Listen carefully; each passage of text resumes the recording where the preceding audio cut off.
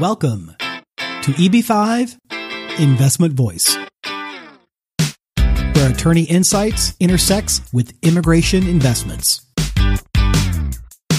If you are a foreign investor, domestic fund manager, or enterprising entrepreneur and want to get the most out of the EB5 program, you have come to the right place. I'm Mark Deal, and I'll be your co-host on this journey. I'm joined by your host, Mona Shah, and other attorneys at Mona Shah Associates, as well as immigration leaders from around the world. So let's get into EB5 Investment Voice. Mona Shah, it's great to sit down with you again today. Yeah, thanks, Mark. It's good to speak with you as well, and it's good to speak with Sam Hussein from BLS Media. Hi, Sam. Hello, Mona and Mark. Great speaking with you. Delighted to have this wonderful conversation in regarding to our ventures. Where are you calling us from, Sam? I'm actually based in London, on wonderful sunny London. All right, Sam, let's just get straight into this. Who, what are BLS? Yes, so Sam Hussein. I'm the director of BLS. We're a specialist media and communication company, active in publishing, display media, events, digital media in various sectors. We are the official publishing partners for the Arab British Chamber of Commerce and the Federation of Gulf Chamber of Commerce, and recognized market leaders for covering investor residency, citizenship, focusing on the MENA region, as well as Southeast Asia, Turkey, and former Soviet Union countries. We're based in the heart of London in Tech City. All right. But so, Sam, for people who don't know what the MENA region is, the MENA region is the Middle East and North Africa, right? Correct. That's correct. Right. Middle East and North Africa. Mark, well, one of the reasons that we really wanted to have Sam on the show is because we've talked a lot about marketing on these podcasts from China and Latin America, but we haven't really covered the Middle East. Right. And BLS are bringing out in very, very shortly a magazine for the first time covering the Middle East. Right, Sam? That's correct. We are actually going to be launching the first ever publication, educating our MENA readers about the various investor programs, but predominantly the EB5 and trade and investment opportunities in America. Right. I mean, there currently is plenty out there covering China and stuff, but I really don't see that there's anything else covering the Middle East region. And even, Sam, something covering the former Soviet Union countries like Turkey, Egypt, Iran, India, the subcontinent itself. Will this publication be going out to all of these places? Yes, we do. Obviously, we're covering North Africa, meaning Egypt, Algeria as well. Very successful in oil and gas industry. But basically, Mona, speaking to a lot of our investors and our network, we noticed there has been a lack of knowledge about the various citizenship residency programs, especially EB5 for the Middle East market, as well as Turkey and former Soviet Union countries. Hence why we strongly believe that we need to educate this market, specifically focusing on EB5, and why we are producing Trade and Investment in America, the EB5 Gateway magazine. Right. But Sam, what reason do you think that there's this lack of education? Is it because other programs like Cyprus, maybe Australia, UK, people are more familiar with those programs, and America, people are not familiar? What do you see as the reason? I think it's a combination of two elements.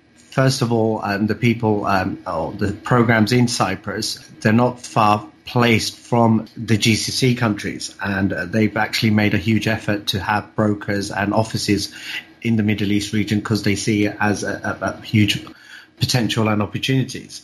And a lot of the Arabs and a lot of the Middle East readers are very familiar with these citizenship program in the Caribbean because they have brokers and agents that are heavily marketing their programs over there. But it's unfortunately sad to say that a lot of organizations or regional centers in the US haven't been able to market effectively, reaching out to this Middle East audience. Right. It's also true to say, Sam, that in the Middle East area, especially the UAE countries and the GCC countries, and I really ought to define the GCC countries for our audience. Perhaps you can define it for me. Yes. First of all, if I can clarify the GCC, it actually stands for the Gulf Cooperation Council. It's a political and economic alliance of 6 Middle Eastern countries: Saudi Arabia, Kuwait, UAE, Qatar, Bahrain, and Oman. Right. Well, the big importance, really, as far as I can see, as somebody who does market EP5 for these countries, is not that we're necessarily marketing directly to somebody, to a national, like an Emirati national or Kuwaiti national, but more to the huge amount of expats who are sitting in these regions. That's correct, Mona. Just to give you some facts, in UAE, there's a population of 9.2 million.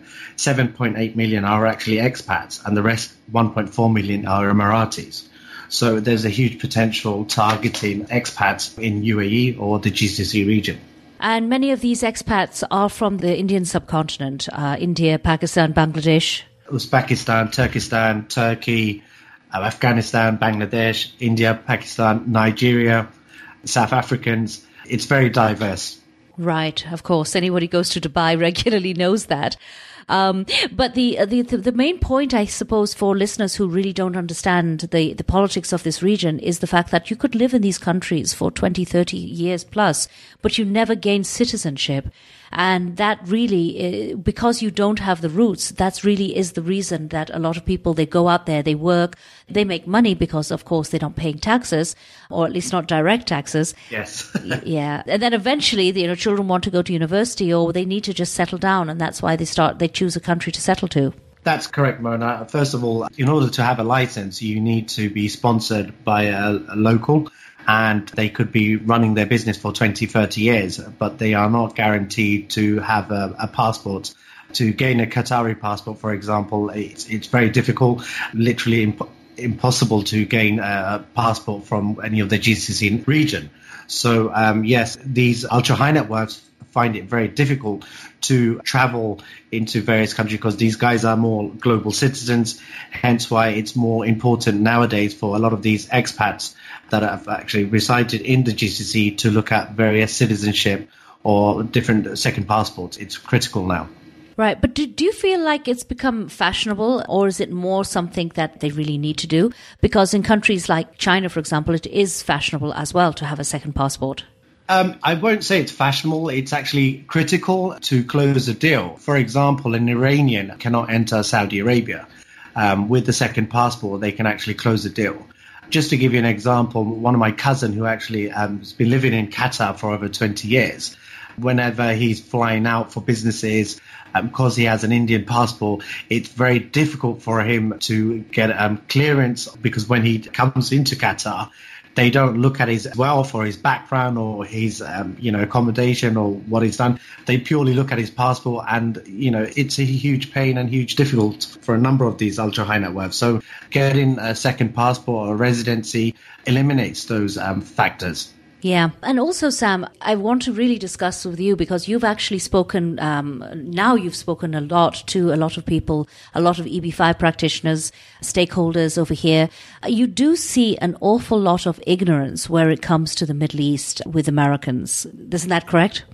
I get a feeling that a lot of Americans are a bit hesitant for the Middle East market. I really don't understand why, when realistically a lot of these Middle East and Arab investors and organizations are crying out to build relations and trade with the US and with the UK and Europe. These guys are completely different. These guys are more global citizens. They've spent a lot of money studying in the US, in the UK, in various different overseas countries, and the people that are inheriting these key roles within organizations have a different mindset. So I don't know why a lot of these Americans find it difficult to do a lot of business with the Arabs or the Middle East when these guys are pretty much global citizens and they want to do business with Americans and the Brits. Well, I can tell you, obviously being a Brit myself, that it's very comfortable for me to be in the Middle East. I mean, Bahrain is the British have been there for more than 200 years. I would put it down to really the proximity of Britain, perhaps, to these countries, that it's easier. There's more coming and going and less coming and going in, say, for example, some of the middle states of America. And I probably would put that as being the main reason. That is one reason, but a lot of the other reasons is the Gulf guys or the Arab guys really want to see more Americans come and market themselves to the MENA region.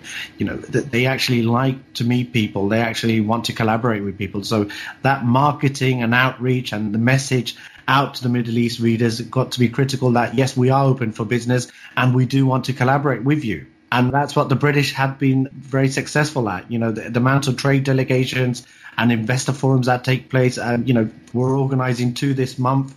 It's constantly ongoing. Right. Well, Rebecca and I have been in many places all over the country and all over the world, rather.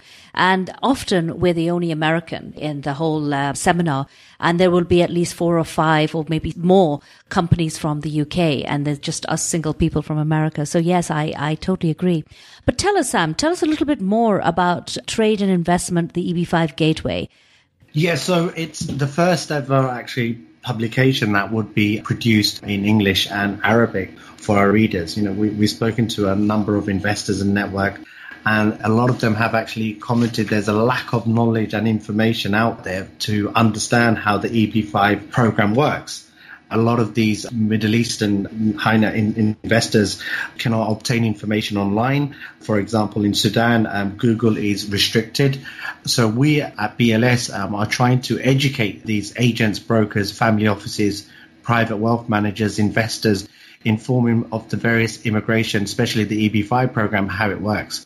So we're addressing this situation, trying to obviously produce an educational journal to our audience about EB5 and outlining how the program works and how they can get more involved. The Middle East is a largely untapped market for the EB5 program, despite having the 4th highest ranked high net worth population in the world. That just gives you an outline of the opportunities available. Right, and you have got quite a few of the EB5 players supporting you, right? That is. We have been very selective, to do business in the Middle East. A lot of it's based on trust. And once they trust you, they really don't want to just go for EB5. They want to get involved in trust, fiduciary, and other products and services. So, yes, we have been very selective, and I'm pleased to say we've actually got the elite players in the EB5 industry that are actually participating and actually sponsoring the publication. Excellent. And I understand you've also created a directory of key players, right? That's correct. We've actually created a directory of the industry key players plus bios. It's going to be the who's who of EB5 for the Middle East market.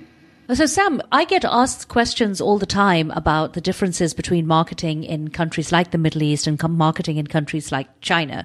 And I can say for sure that one of the biggest differences is that in China, there's a lot of emphasis on social media.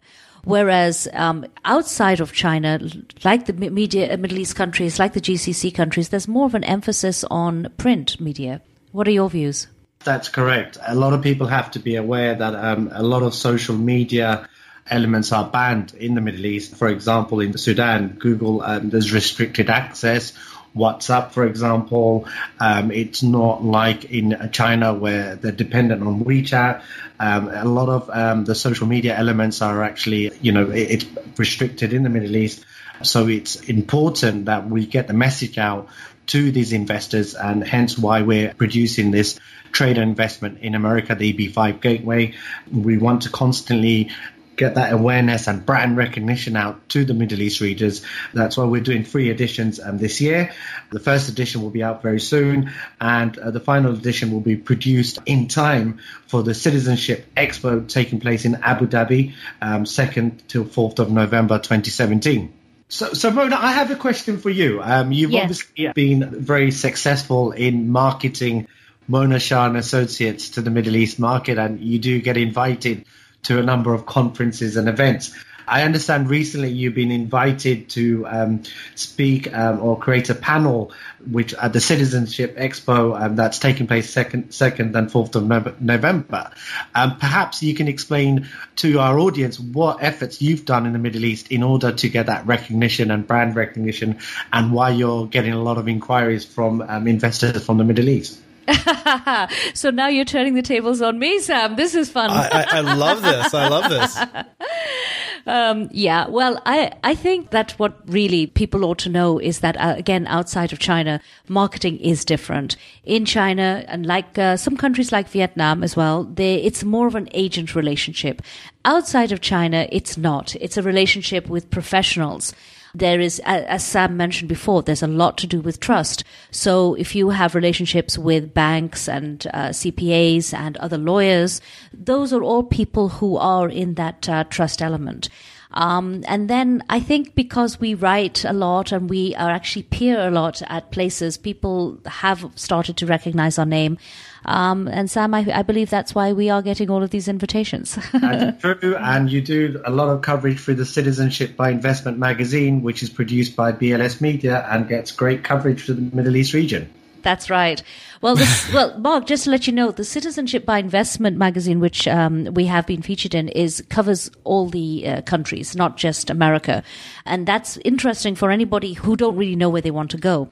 But what we have found, and I suppose what Sam has found also, is that if someone wants to make their mind, if somebody has made their mind up that they're coming to the United States, they're coming to the United States. And they really don't care what's going on in Hungary or what's going on in Australia or what's going on in Canada.